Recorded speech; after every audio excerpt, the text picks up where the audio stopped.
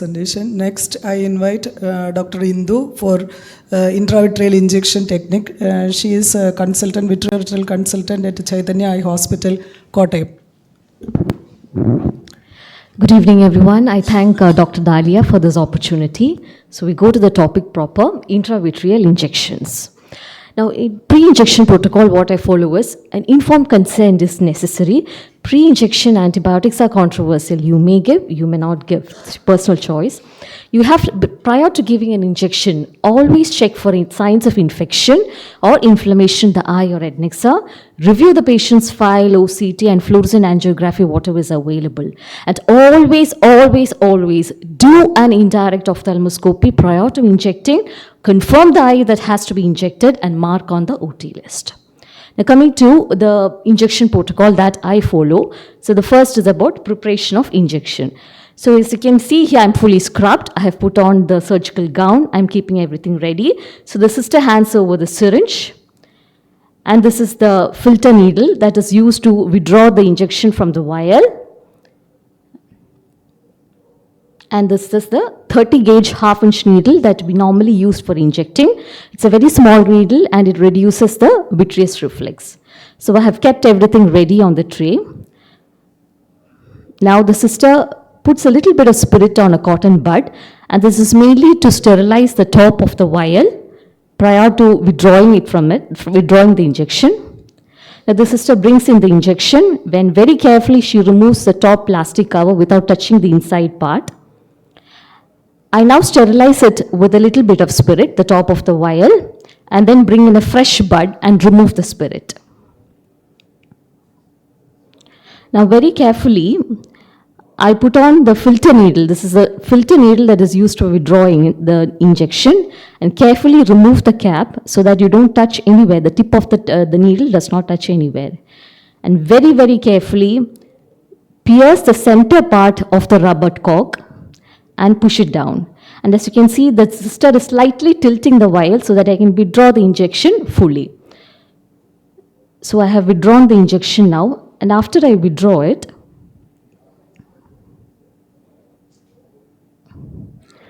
I catch hold of the filter needle and pull it out and make it upside down. And at this point, I slightly withdraw the piston a little more so that whatever injection is there in the filter needle also comes into the syringe. Now dispose of the filter needle and you place the 30 gauge syringe.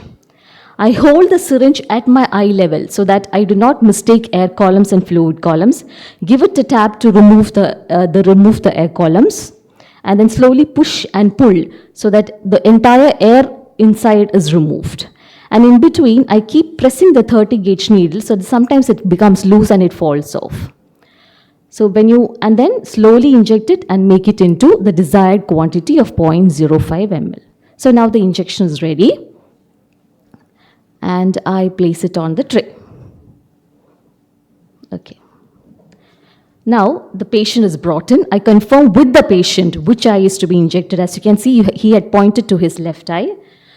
Now the sister puts a drop of paracaine followed by a drop of povidone and give it a contact period of 2 minutes.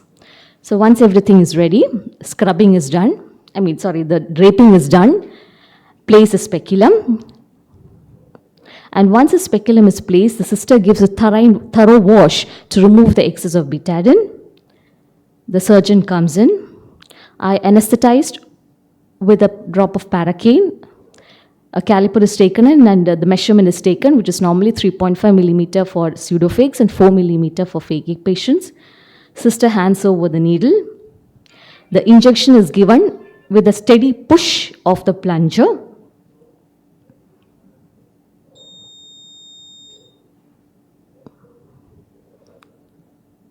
And then removed and handed over, and immediately I place a small cotton bud to reduce the vitreous reflex. And soon after giving the injection, always check the fundus. You have to check whether there are arterial pulsations, and if you see arterial pulsation, it indicates a raised IOP, and always do a paracentesis. So this is a close-up video. So anesthetized, the eye has been anesthetized. The caliper marking is made.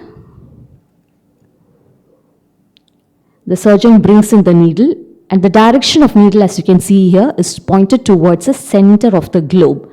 It is injected fully, and with a slow push of the plunger, you can see the injection going into the vitreous. And after the entire injection has been injected, you pull it out, and while you pull, you press either with a forceps like this or with a bud. Okay.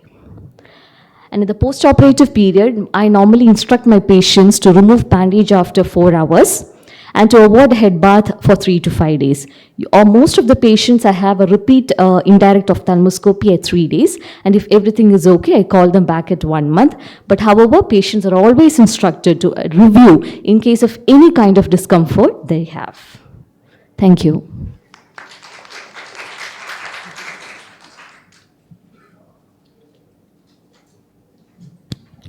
It's a very lucid, very nice description of a procedure, which I have not seen many because I'm not a retinal surgeon. Very nice. A long time we always used to give intravitreal for endophthalmitis. Never like this. Very nice actually. And what about post-op antibiotics? Do you give? Or is it just betadine? And Personally, I always give antibiotics in our hospital, but there are people who don't give also, but it's your personal choice. Giving an antibiotic post-operative is always safer, legally also. Yeah, medical legally it is important. Even betadine is the most important point. Yesterday there was a medical legal discussion where Dr. I think Ashok was talking about a case where the doctor was punished because he did not use betadine, or rather he did not have a record saying that he has used betadine before giving the injection, and the patient had inflammation. Normally, we don't record that, but You have to record. yeah, That is yes. what I think. Yes, you can just mention betadine. The eye was scrubbed. I mean, the eye was cleaned with betadine. So that Excellent. mentions it. Thank Thank you. you. Thank you.